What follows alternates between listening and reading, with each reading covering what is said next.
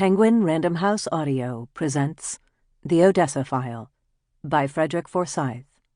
Read for you by David Rintoul. Foreword. The Odessa of the title is neither the city in southern Russia nor the small town in America. It is a word composed of 6 initial letters, which in German stand for Organisation der ehemaligen SS-Angehörigen. In English, this means Organization of Former Members of the SS. The SS, as most readers will know, was the army within an army, the state within a state, devised by Adolf Hitler, commanded by Heinrich Himmler, and charged with special tasks under the Nazis who ruled Germany from 1933 to 1945. These tasks were supposedly concerned with the security of the Third Reich. In effect, they included the carrying out of Hitler's ambition to rid Germany and Europe of all elements he considered to be unworthy of life, to enslave in perpetuity the subhuman races of the Slavic lands, and to exterminate every Jew, man, woman, and child, on the face of the continent. In carrying out these tasks, the SS organized and executed the murder of some 14 million human beings, comprising roughly 6 million Jews, 5 million Russians, 2 million Poles, 500,000 Gypsies, and 500,000 mixed others, including, though it is seldom mentioned, close to 200,000 non-Jewish Germans and Austrians. These were either mentally or physically handicapped unfortunates or so-called enemies of the Reich, like communists, social democrats, liberals, editors, reporters, and priests who spoke out too inconveniently, men of conscience and courage, and later army officers suspected of lack of loyalty to Hitler. Before it had been destroyed, the SS had made the 2 initials of its name and the twin lightning symbol of its standard synonymous with inhumanity in a way that no other organization before or since has been able to do. Before the end of the war, its most senior members, quite aware the war was lost and under no illusions as to how civilized men would regard their actions when the reckoning came, made secret provision to disappear to a new life, leaving the entire German people to carry and share the blame for the vanished culprits. To this end, vast sums of SS gold were smuggled out and deposited in numbered bank accounts, false identity papers were prepared, escape channels opened up. When the Allies finally conquered Germany, the bulk of the mass murderers had gone. The organization which they formed to effect their escape was the Odessa. When the first task of ensuring the escape to more hospitable climes of the killers had been achieved, the ambitions of these men developed. Many never left Germany at all, preferring to remain under cover with false names and papers while the Allies ruled. Others came back, suitably protected by a new identity. The very few top men remained abroad to manipulate the organization from the safety of a comfortable exile. The aim of the Odessa was, and remains, 5-fold: to rehabilitate former SS men into the professions of the new Federal Republic created in 1949 by the Allies, to infiltrate at least the lower echelons of political party activity, to pay for the very best legal defense of any SS killer hauled before a court, and in every way possible to stultify the course of justice in West Germany when it operates against a former camarade, to ensure former SS men establish themselves in commerce and industry in time to take advantage of the economic miracle that has rebuilt the country since 1945, and finally to propagandize the German people to the viewpoint that the SS killers were in fact none other than ordinary patriotic soldiers doing their duty to the fatherland, and in no way deserving of the persecution to which justice and conscience have ineffectually subjected them. In all these tasks, backed by their considerable funds, they have been measurably successful, and in none more so than in reducing official retribution through the West German courts to a mockery.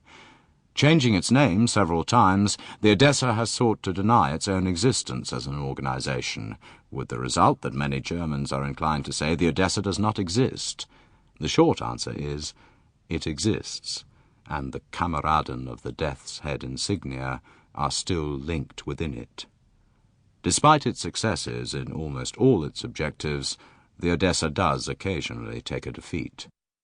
The worst it ever suffered occurred in the early spring of 1964, when a packet of documents arrived unannounced and anonymously at the Ministry of Justice in Bonn.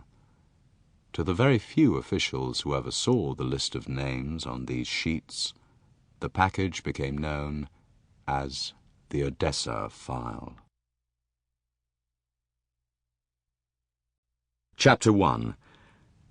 Everyone seems to remember with great clarity what they were doing on November the 22nd, 1963, at the precise moment they heard President Kennedy was dead. He was hit at 12:22 in the afternoon, Dallas time, and the announcement that he was dead came at 1:30 in the same time zone. It was 2:30 in New York, 7:30 in the evening in London, and 8:30 on a chilly, sleet-swept night in Hamburg. Peter Miller was driving back into the town centre after visiting his mother at her home in Osdorf, one of the outer suburbs of the city. He always visited her on Friday evenings, partly to see if she had everything she needed for the weekend, and partly because he felt he had to visit her once a week. He would have telephoned her if she had a telephone, but as she had none, he drove out to see her. That was why she refused to have a telephone. As usual, he had the radio on, and was listening to a music show being broadcast by Northwest German radio.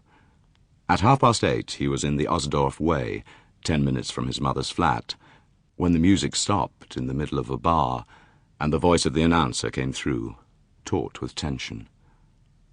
Achtung, Achtung. Here is an announcement. President Kennedy is dead. I repeat, President Kennedy is dead. Miller took his eyes off the road and stared at the dimly illuminated band of frequencies along the upper edge of the radio, as if his eyes would be able to deny what his ears had heard, assure him that he was tuned into the wrong radio station, the one that broadcast nonsense.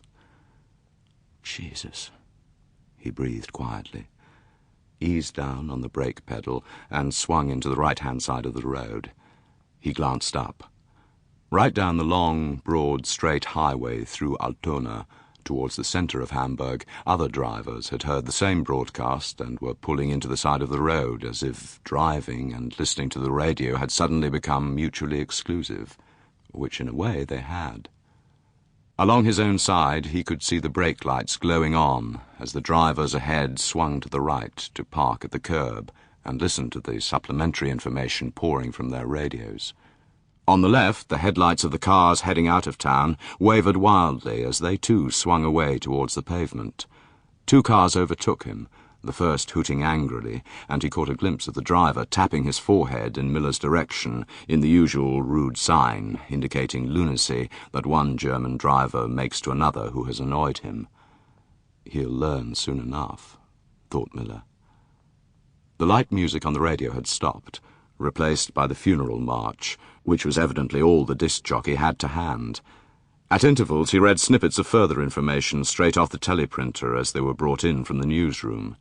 The details began to fill in.